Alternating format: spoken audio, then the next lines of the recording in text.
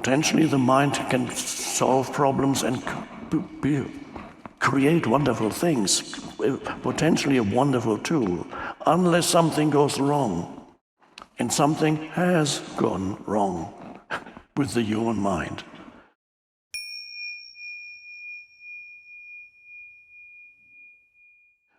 The present moment, which is all there ever is, for most people, not you, because you're all awakening beings, well, most of you, except one or two who came here reluctantly because your friend or relative said, you need to come.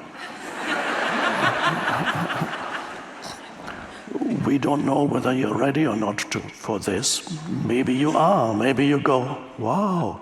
Or maybe you go, I can't stand this anymore. He's talking nonsense. Mumbo jumbo. A little anecdote before I carry on. When the Power of Now came out, after a year or so, more and more people were communicating, mostly through letters. At the time, I don't know if the internet existed, but people didn't use it very much. Letters came from all parts and walks of life. Aaron mentioned earlier in the introduction, and people responded to it. There were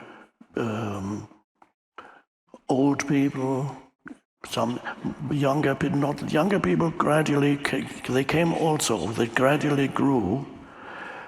There were people from Buddhist monks. I got some letters from Buddhist monks. I got Christians, some Christian nuns, prisons. People. Now we work more and more with people in prison, with people who were close to death. It all come letters saying, "Wow, this was so wonderful." And finally, the book came to the attention of a certain famous news magazine, and they wrote a review of it, and the reviewer was not ready for it. And the reviewer summarized the book as mumbo jumbo. Now, not surprisingly, the name of the magazine was Time.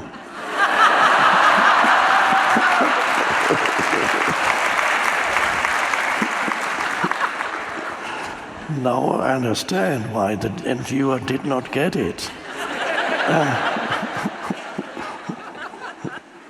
Because the Power of Now is about the timeless dimension of consciousness. How could a reviewer for Time possibly understand? Not surprisingly, soon after, the magazine went into a slow and then accelerating decline. And I haven't seen it at newsstands in a long time. It may still exist in the cloud or wherever, the mysterious digital world. So it's a little bit like Time is a little bit like a criminal who commits bad things, and you see the effect of what the criminal did. Suddenly this is gone, and then he's destroyed that. Oh, it's destroyed. What happened to it? Well, he was here.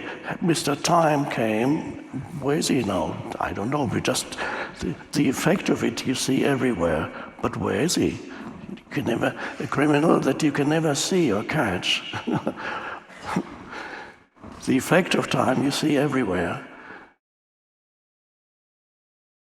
So there's only the present moment in your immediate experience. That's a very important realization, because that takes you the awareness of that fact, not just intellectual recognition that this is actually so, but to sense the I don't dare I say it, to sense the power of the present moment. That is something that one cannot explain. We are very fortunate, I noticed when I came on earlier to do the sound check, we are very fortunate in this place because almost everywhere where I talk, there's always some background noise, air conditioning. But here, there is absolute stillness. And that's now, and I sometimes recommend to be aware of stillness. And that also, that awareness is inseparable from the present moment. So, to just, this is the, I sometimes call it the portal into the spiritual dimension, the transcendent dimension, the timeless dimension, the deeper dimension to who you are, to who or what you are, the depth within you that is transcendent, the deep I that is underneath, so to speak, the surface I, personality, that everybody has one. It is the script that is built into your mental and emotional field, that you grow up, that you accumulate, the conditioning of your mental emotional field is a certain script that most humans are identified with, and they think that's who or what they truly are. And the script is the conditioned mind, all the automatic thinking, the involuntary, compulsive thinking, a lot of it, large percentage, not only completely unnecessary, but destructive and toxic and problem-making, not problem-solving. Potentially the mind can solve problems and create wonderful things, potentially a wonderful tool, unless something goes wrong. And something has gone wrong with the human mind. There's still wonderful aspects are still there, but increasingly there seems to be some craziness, and it seems to be growing. There are time periods when it increases and time periods when it decreases on a collective level.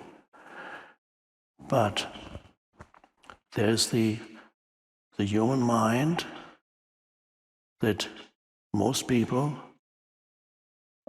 are completely identified with, this entity, the me, my person.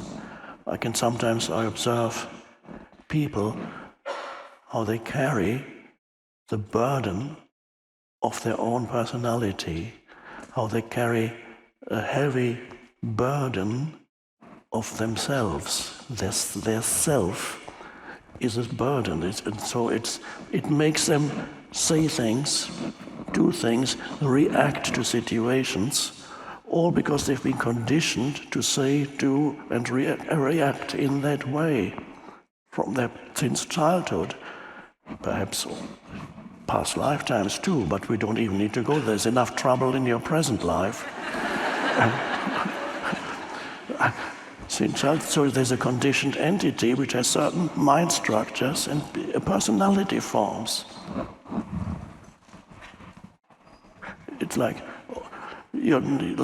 something is controlling you, but you think it's you.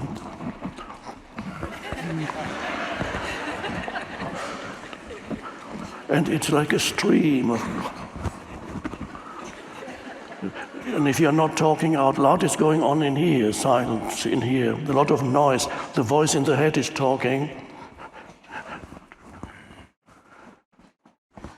And when you observe people, there's a total absence. When you look at them, they're not there at all, because all their consciousness is being absorbed by mental noise.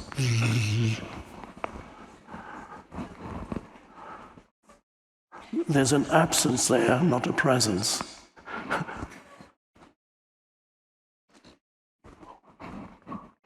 It's not, some people talk to themselves in the street. You've probably seen they talk. Well, they have a conversation with themselves, and usually it's angry. A lot of the time it's angry. And many other people have the same thing going on in their heads, they're just not out aloud. And so humans are identified with the conditioned mind.